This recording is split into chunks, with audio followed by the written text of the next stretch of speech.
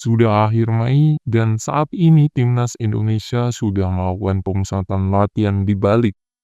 Ya, PT Freeport dan kolega di jajaran pelatih telah memanggil 32 nama. Dari kiper ada 5, Hernando Ari, Martin Pas, Reza Arya, Emil Eldiro, dan Nadeo Argawinata. Untuk kiper Martin Pas ini nanti di lawan Cina tidak bisa bermain dikarenakan akumulasi.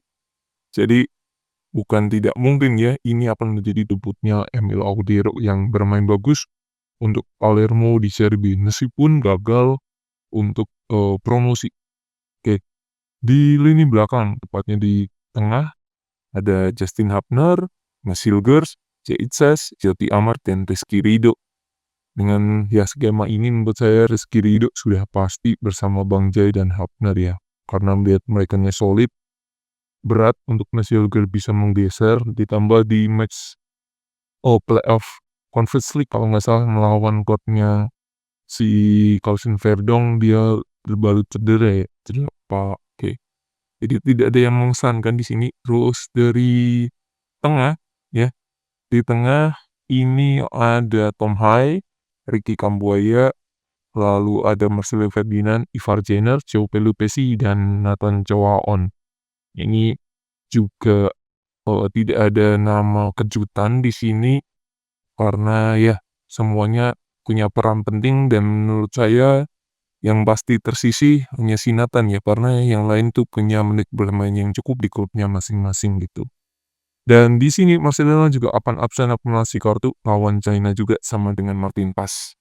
Oke, di sayap kanan. Nah ini ada Jacob Sari, Kevin Dick, Sandy Walsh, Aliana Reinders, dan Asnawi Mangkualam dipanggil lagi ke timnas. Oke, kalau Jacob Sari lagi performnya lagi oke di Malta United, Kevin Dix di match terakhir FC Copenhagen di akhirnya bisa comeback setelah cedera dan membawa Copenhagen juara. Sandy Walsh, nah ini dikabarkan cedera dan kemungkinan besar akan ganti. Eliano Reinders juga di match terakhir mencetak gol untuk klubnya, which is good. Dan Astawi performnya juga oke. Oke, nanti kita akan bahas siapa yang kiranya akan menggantikan Sandy Walsh. Di kiri, Sempati Nama yang tidak harus berpisah dengan klubnya, yang masih belum punya klub, Yance Sayuri. Lalu ada Pratama Arhan yang mulai oke juga di Bangkok, Kelvin Verdong yang selalu konsisten, dan Ben James. Ya, tidak ada nama kejutan juga di sini. Di sayap kiri, Yance juga layak dipanggil, di Malu juga oke. Dan di depan, Septian Bagaskara, Ramadan Sananta, Stefano Lillipali, Ole Romani, Rafael Strike, dan Egy Mahikri. Septian Bagaskara ini menurut saya pemain yang bagus, selalu menjadi super sub di Dewa United, tapi sayangnya dia harus cedera, yang membuat dia diganti oleh Beckham Putra. Ramadan Sananta, meskipun Persis Solo di bawah tidak degradasi, performanya menurut saya biasa saja. Dia juga tidak sering dapat menit bermain yang cukup di Persis, dan dia musim depan akan abroad ya ke klub Brunei tapi main di Liga Malaysia. Yang mengejutkan di sini adalah Stefano Lillipali yang kembali masuk skuad timnas ya. Rafael Strike tidak punya menit bermain yang cukup di Brisbane Roar, nanti akan kembali klubnya. Egy Maulana Fikri bagus di Dewa United, menarik untuk melihat nanti Egy bisa perform atau enggak di PT Freeport. Oke, tidak ada nama Ragnar Oratmangun, yang mana Ragnar cedera juga. Jadi masih ada satu pemain yang cedera dan kemungkinan akan diganti, yaitu Sandy Walsh. Ya, Sandy Walsh ini kemungkinan akan diganti dan menurut saya ya kemungkinan yang akan menggantikan Sandy Walsh itu Ilkan Bagot nih. Karena Ilkan Bagot posisinya sekarang ada di Bali juga. Potensinya sangat besar Ilkan Bagot untuk menggantikan si Sandy Walsh. Kalau tidak Ilkan Bagot, siapa nama yang akan dipanggil? Sandy Walsh bisa di kanan, bisa di tengah. Kemungkinan besar ya kalau tidak Sandy Walsh ya, tidak Ilkan Bagot ya Wahyu Prasetyo ya. Kemungkinan itu ya.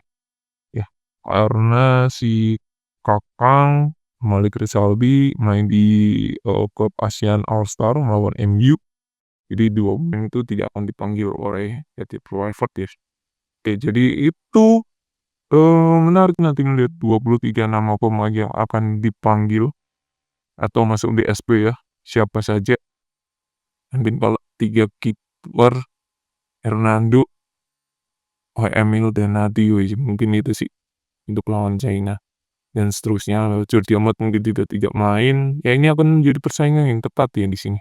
Nathan harusnya tidak masuk di SP ya. Nathan, Shane Patinama karena tidak mendapatkan menit bermain yang cukup. Terus, apa lagi ya, Rafael Strike juga, iya sih. Tapi nanti kita lihat seperti apa, siapa yang menarik di sini nanti tidak ada di lawan Cina ya. Tidak ada nama Martin Paes, tidak ada nama Marcelino. Jadi posisi depan ya, ini akan sangat menarik ya. Siapa tandemnya si Ole Romani ya. Karena melihat Ole Romani ini perlu tandem yang menarik, perlu tandem winger yang oke. Jadi kita lihat ya siapa nanti yang akan jadi penyuplainya si Ole Romani ya. Itu sih. Jadi tidak ada yang mengejutkan. Oh, jadi itulah ya. Skuad 32 menarik untuk melihat 23 pemain yang akan dipanggil atau masuk ke DSP nantinya. Ya, semoga kemenangan ada di tangan kita. Para lawan Cina menang itu sangatlah krusial banget untuk membuka asa lolos ke round keempat.